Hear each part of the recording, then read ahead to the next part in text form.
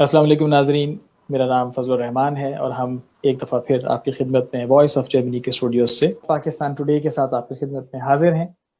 پاکستان میں آئے دن، دنیا میں ہر ملک میں آئے دن خبریں آتی رہتی ہیں، لیکن کچھ خاص موضوع ایسے ہوتے ہیں جن کا عوام سے بہت گہرا تعلق ہوتا ہے، ایک خاص جذباتی وابستگی ہوتی ہے ان موضوعات کی۔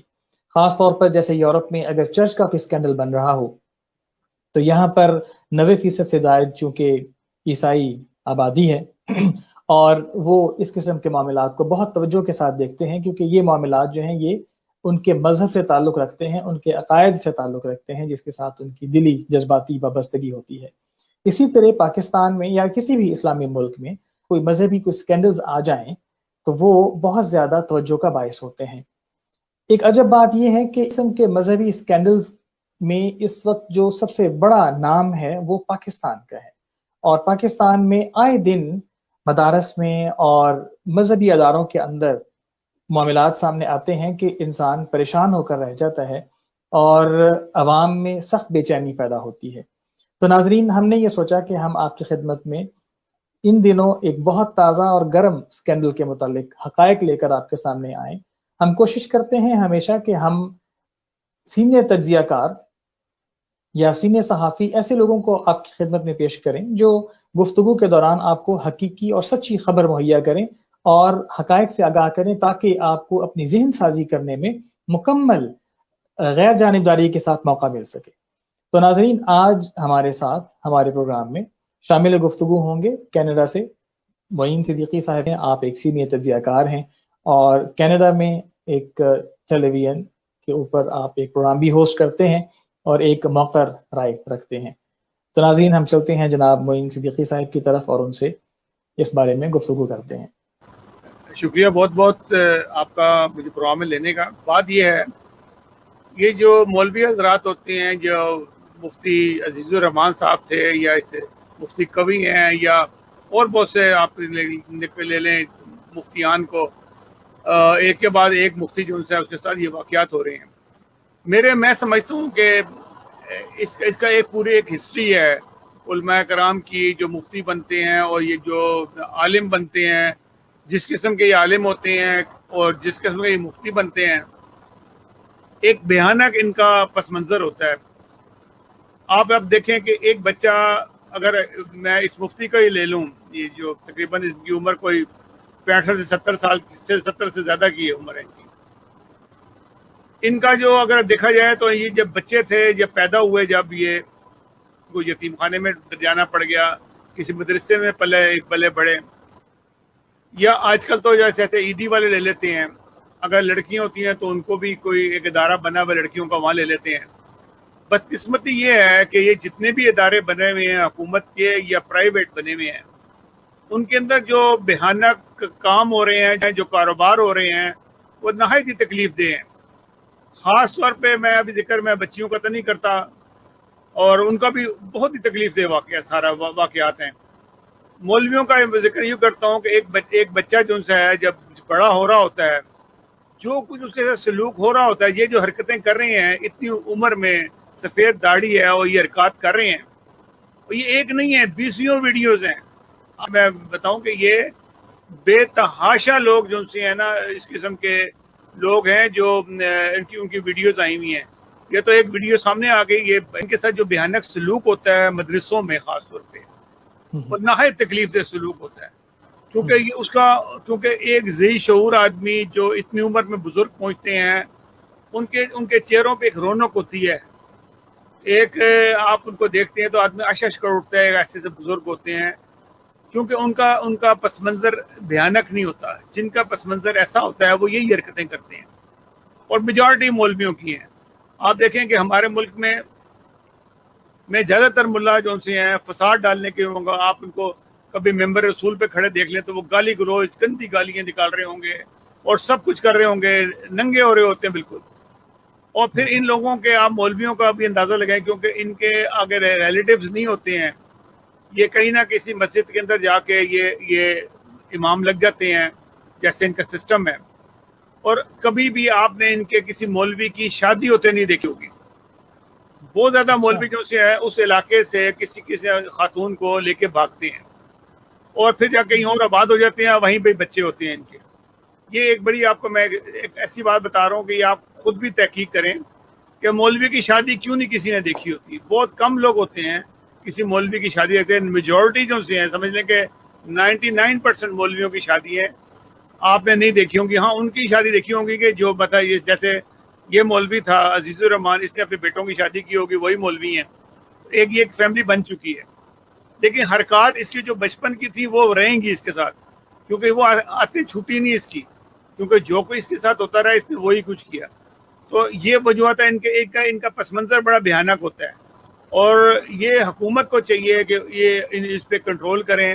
اور اس کے برعکس اس کے علاوہ ہماری بچیوں کے ساتھ جو ان سے آپ دیکھ لیں جہاں پہ بھی جتنی بھی وہ جو پروسٹیوشن پھیل رہی ہے، یہ ایسے گورنمنٹ کے ادارے ہیں جو پرائیویٹ ادارے ہیں جہاں پہ بچیاں بڑی ہو جاتی ہیں اور وہاں سے سپلائی کے کام ہوتے ہیں. آپ کے اشرف شیخ صاحب جو ان سے ہیں، ان کا بھی یہی دھندا ہے. یہ سب نیک سارے لوگ ہیں. یہ جو ابھی کہہ رہے ہیں نا کہ یہ ریاست مدینہ بڑا ظلم ہوا، تو یہ خود بھی تو یہی کچھ کرتے رہے ہیں. یہ ان کی اسپیشلٹی جو تھی وہ حلالہ ہی تھی، جس کی وجہ سے یہ پاپولر ہوئے اور آج مفتی بن گئے ہیں وہ بھی. تو یہ مفتی اچھا، یہ ایک بہت بڑا انکشاف ہے میرے لیے بھی کہ طاہر اشرفی جو اس وقت پرائم منسٹر آف پاکستان کے ریلیجیس امور کے ایڈوائزر ہیں، جی ہمارے لیے بڑے قابل وزارت کے برابر پوسٹ پر جناب اس وقت وہ وہاں پر تشریف فرما ہیں. آپ نے کئی دفعہ دیکھا ہوگا کہ شراب کے بوتلوں کے ساتھ پکڑے گئے ہیں، شراب پی کے. کہ اب ایک جیو کی یہ ویڈیو آئی ہوئی ہے جس کے اندر وہ شراب پی کے عمران خان کی بیٹی پہ الزامات لگا رہے ہیں، عمران پہ لگا رہے ہیں. تو یہ سب چیزیں چلتی ہیں، انہیں کی کابینہ کا حصہ بھی بنے ہوئے ہیں، ان کے کابینہ کے حصہ بنے گی. یہ سارے کہتے ہیں نا کہ اسی گند کے اندر بڑے ہوئے ہیں اور یہ ایسے چلتے رہیں گے. رکھنے والے بھی گندے ہیں اور جو ان کو لے کے آ رہے ہیں وہ بھی گندے ہیں. ناظرین آپ کو ہم ابھی جو گفتگو چل رہی ہے اس کے متعلق تھوڑا سا تفصیل کے ساتھ بھی خبر سے بھی آگاہ کرتے چلیں کہ 3 جون کو آج سے قریباً 15 دن پہلے ایک خبر سوشل میڈیا پر عام ہوتی ہے ایک ویڈیو کی صورت میں، اور اس کو دیکھنے والے دنگ رہ جاتے ہیں کہ جمعیت علماء اسلام پاکستان کے انتہائی سینئر عہدیدار وہ اس ویڈیو میں نظر آتے ہیں اور قوم لوط کا جو عمل لواطت ہے اس میں مشغول ان میں ان کو دیکھا جاتا ہے. اور وہ ویڈیو دکھا نہیں سکتے. جی وہ ویڈیو موجود ہے اور ہم مجبور ہیں کہ اس پروگرام کو چونکہ فیملی اور بچے بھی دیکھ رہے ہوتے ہیں تو وہ دکھانے کے قابل نہیں ہے. اور ویسے بھی باعث شرم ہے، ہم باوجود اس کے کہ ہم یورپ میں ہیں، میں وائس آف جرمنی میں کام کرتا ہوں، محترم معین صدیقی صاحب ٹورنٹو میں ہیں. پر بات یہ ہے کہ شرم آتی ہے کہ ہم خود مسلمان ہیں اور یہاں پر ہم اپنا اسلامی تشخص قائم کرنے کی جد و جہد میں لگے رہتے ہیں، کیونکہ یہ اسلامی معاشرہ نہیں ہے اور ہر وقت ہم نظروں میں ہوتے ہیں. اور جب اس قسم کے اسکینڈل آتے ہیں تو ہم پر جو یہاں بیتتی ہے وہ ہم ہی آپ کو بتا سکتے ہیں. انہوں نے جو بیان دیا، انہوں نے کہا کہ پہلے تو انہوں نے انکار کر دیا کہ میں ہوں ہی نہیں یہ. اس کے بعد انہوں نے یہ بیان دیا کہ مجھے اس لڑکے نے، جس کا نام صابر شاہ ہے، اس نے مجھے کچھ نشہ آور چیز پلائی اور اس کے بعد اس آدمی نے یہ فیل کیا اور میری ویڈیو بنا لی. اس کا کہ جو ایف آئی آر درج ہوئی ہے، جو 377 کی ایف آئی آر درج ہوئی جو قابل ضمانت نہیں ہے، اس کے اندر ان کو اس نے کہا کہ یہ شخص نہ مجھے 3-4 سال سے بلیک میل کر رہا تھا اور مجھے امتحان میں نہیں بیٹھنے دے رہا تھا اور کئی لڑکوں کو نہیں بیٹھنے دیتا کہ تم مجھے خوش کرو گے تو تب تمہیں امتحان کے اندر موقع ملے گا اور تم اس کے بعد جا کے جیسے وہ مفتی ہیں ایسے یہ مفتی بنے گا یا عالم بنے گا. اس طریقے سے یہ جب تک وہ کورس مکمل نہیں کرے گا پریکٹیکلی، کیونکہ ایک تو جیسے ہوتا ہے نا امتحان میں ایک پریکٹیکل ہوتا ہے اور ایک دوسرا ہوتا ہے تھیوری ہوتی ہے، تو پریکٹیکل بھی انہوں نے ان سے کی تھا تو اس کی انہوں نے ویڈیو بنا لی اور اس نے کہا جی اس نے مجھے نشہ کرا کے نشہ پلا کے انہوں نے مجھ سے یہ فیل لیا، جبکہ وہ نظر آ رہا ہے اس کے اندر کہ وہ جو مفتی ہے وہ پکاتا اس کو پکڑ رہا ہے، ہاتھ بھی ہلا رہا ہے، سب کچھ کر رہا ہے اور وہ پورا ہوش و حواس میں ہے، بالکل ہٹا کٹا ہے، زندہ سلامت ہے. اور اس نے اپنی رضامندی سے یہ سب کچھ کر رہا تھا اور نظر بھی آ رہا تھا ساروں کو. دوبارہ یہ ایک جو آپ کہہ رہے ہیں کہ لوگ ہنس رہے ہیں اس کی بات کے اوپر کہ یہ کیسا نشہ کرایا، کہ اکثر نشہ تو کسی کو کرا کے اس کی عزت لوٹی جاتی ہے، وہ اپنی عزت لٹوا رہا تھا نشہ کرا کے. اگر نشہ کرائے تو وہ تو بے سود ہو جاتا وہ بندہ. تو یہ سب کی سب جو سی کہانی ہے یہ ان لوگوں کے روز و شب مولویوں کے ایسے ہی گزرتے ہیں. میں نے جس طرح پہلے کہا تھا کہ یہ قابل رحم اس واسطے ہے, اللہ تو پتہ نہیں معاف کرے گا کہ نہیں کرے گا. ہمیں ان کا اس پس منظر کو دیکھنا چاہیے کہ یہ بنتے کیسے مولوی ہیں اور پھر یہ مفتی کیسے ہو جاتے ہیں, یہ عالم کیسے ہو جاتے ہیں.